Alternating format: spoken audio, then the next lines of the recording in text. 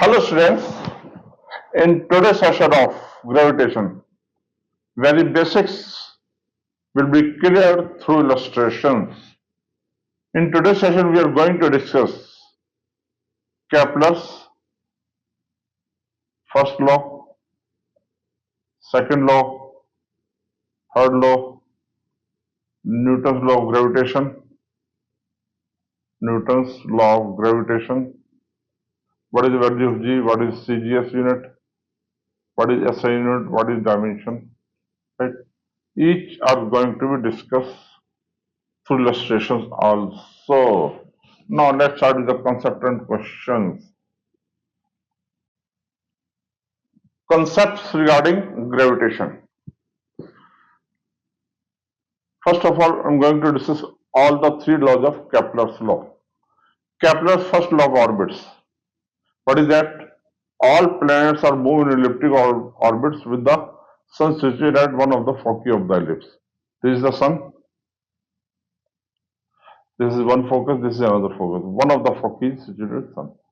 This law identifies that the distance between the sun and the earth is constantly changing as the earth goes around its orbit as shown in the figure. This is the figure. Right? The closest point is, this is the closest point, is called perihelion. And the farthest point A, this is farthest point, is known as a aphelion. Right? Now, this is ellipse. So, this is known as length of major axis.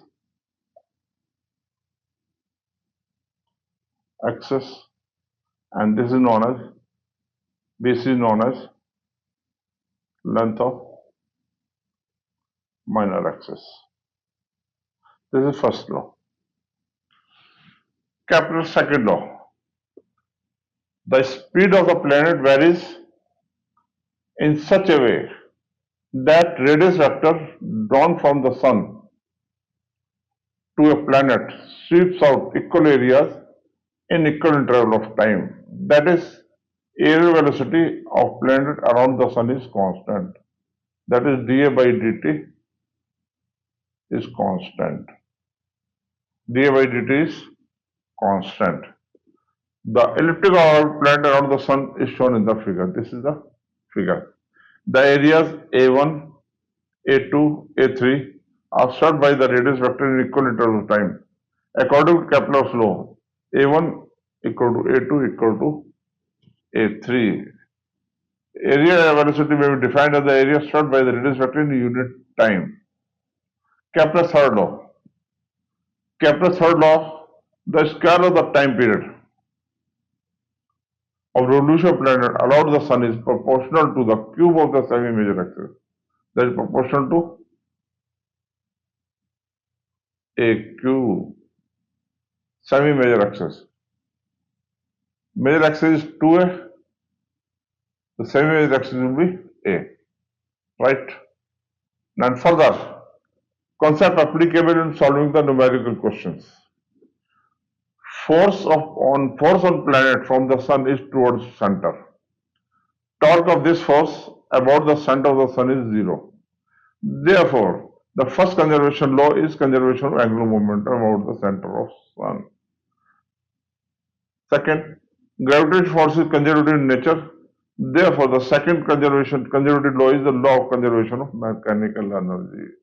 Two laws: conservation of angular momentum and conservation of mechanical energy. These concepts are very, very helpful in solving the numerical problems.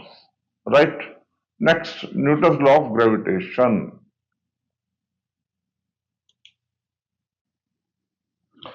Newton's law of gravitation.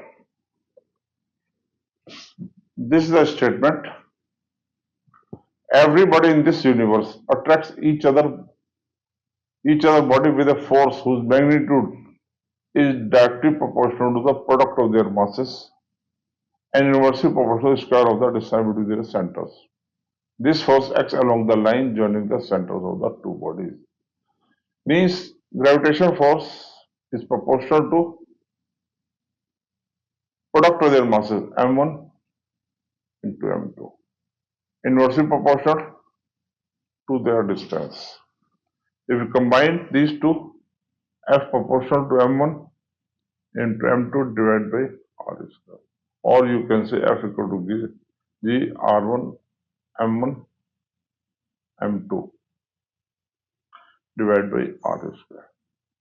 The constant is known as a gravitation constant. Value of G is 6.67 into 10 to the power minus 11.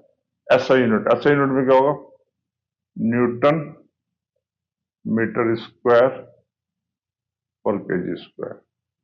And CGS में क्या होगा? 6.67 into 10 to the power minus 11 into Newton को dine में convert करेंगे 10 to the power 5 dance into 10 to the power 4 centimeter square divided by 10 to the power 6 centimeter square. On simplification, this comes out to be 5 4 9 6 के 3 6.67 into 10 to the power minus 8 dynes centimeter square upon gram square. This is the CGS unit. And what about dimension? Dimension will be equal to G, so MLT minus 2 into MLT minus 2 MLT minus 2 into L2 divided by M2. On simplification, M minus 1 L3 T minus 2. This is the dimension. We know the value of G in SI unit, we know the value in CGS unit. What is the dimension, how their masses are related, how the distance is related. Now, next, important points. It is always attractive in nature, while electric and magnetic force can be attractive or repulsive. It is independent of the intervening medium between the particles, while electric and magnetic forces depend on the nature of medium between the particles. The gravitation force is conservative force.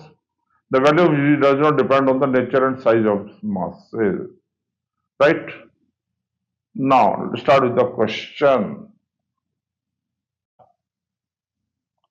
Question is, the ratio of Earth's orbital angular momentum about the Sun to its mass is 4.4 into 10 to the power 15 meters per second. Area enclosed by the Earth's orbit is approximately, we have to fill in the blanks here. Concept applicable and solution. Law of areas. Laws of area, law of area or laws of areas can be understood as a consequence of conservation of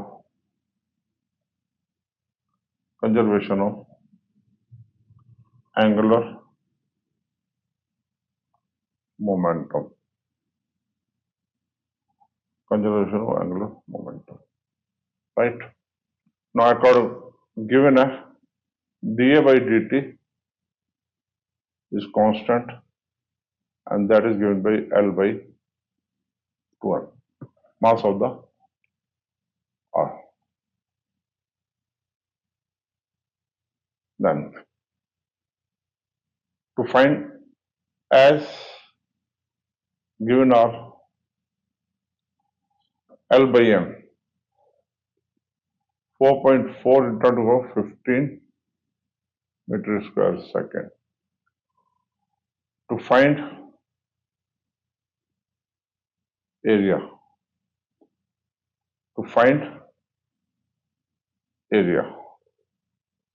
As Earth is orbiting around the Sun, the time period will be considered as 365 days.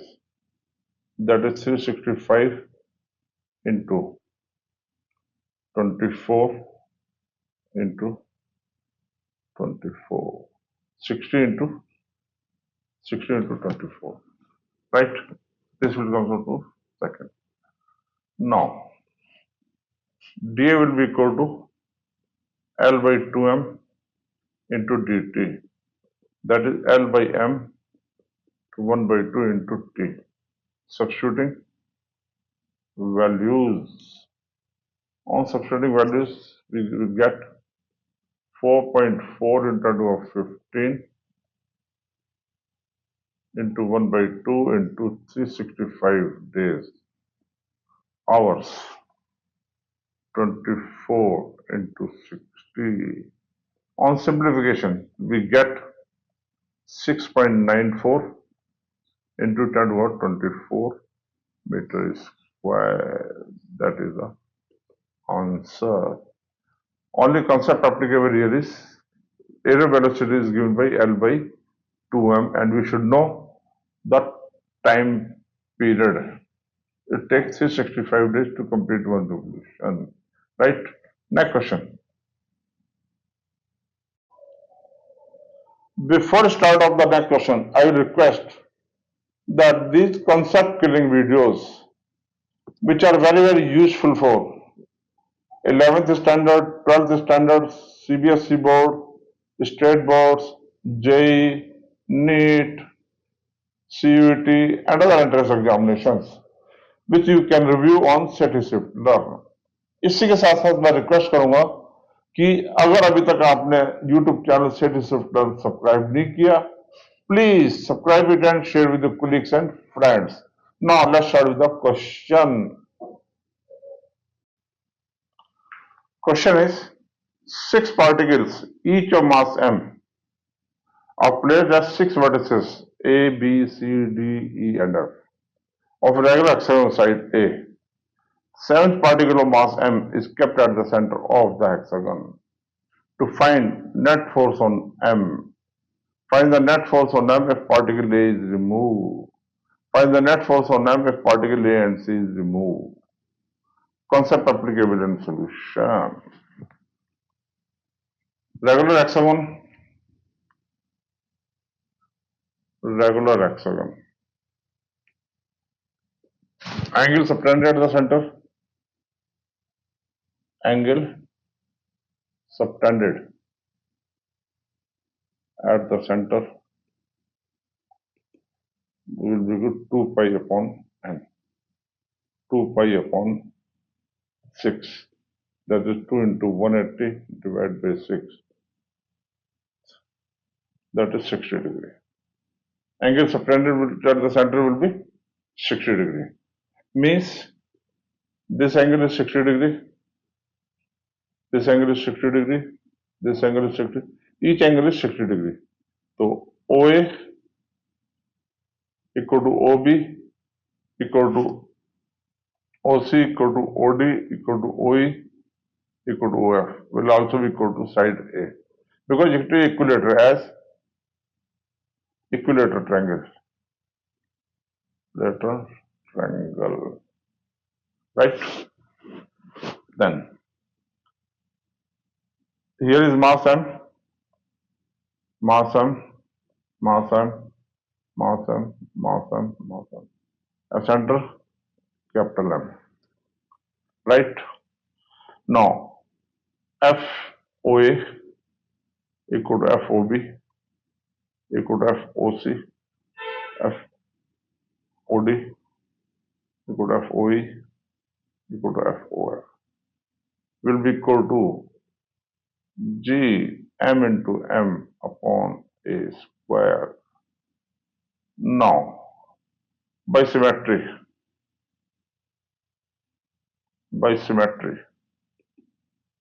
as FA equal to FD, FA equal to FOA equal to FOD, and direction is opposite. That is towards A and D from O. Therefore, will cancel out as they are equal in magnitude. Similarly, FB equal to FE will cancel out, and FC equal to FF will cancel out. The net force will be 0. This is the first part. Second part. Second part is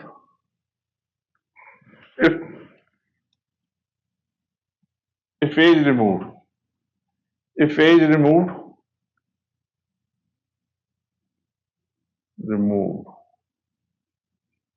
then only force will be OD along OD. That is equal to F OD G M upon A square, and others will cancel out as discussed earlier. Right. Third part. Find the net force on particle when A and C is removed. Third part. If particle A and C is removed, then by symmetry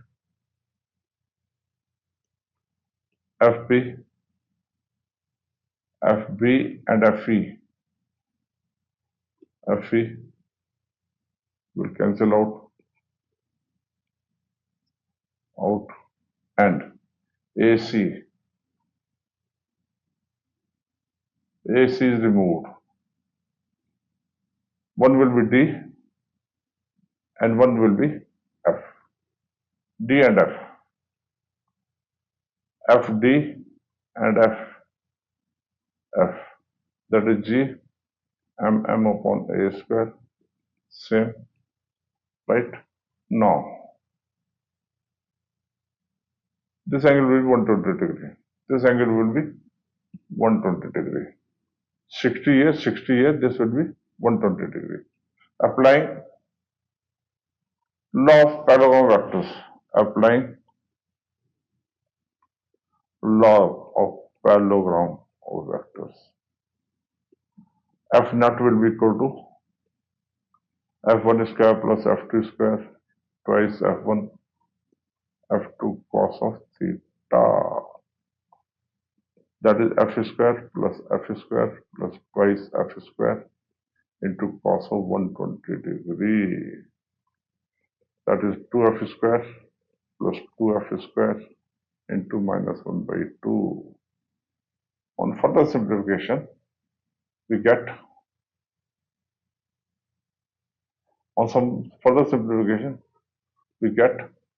F. That is equal to GMM over A square.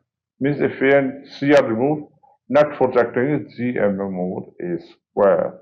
Right? Now, I would like to request, if you are new to my YouTube channel, Sethi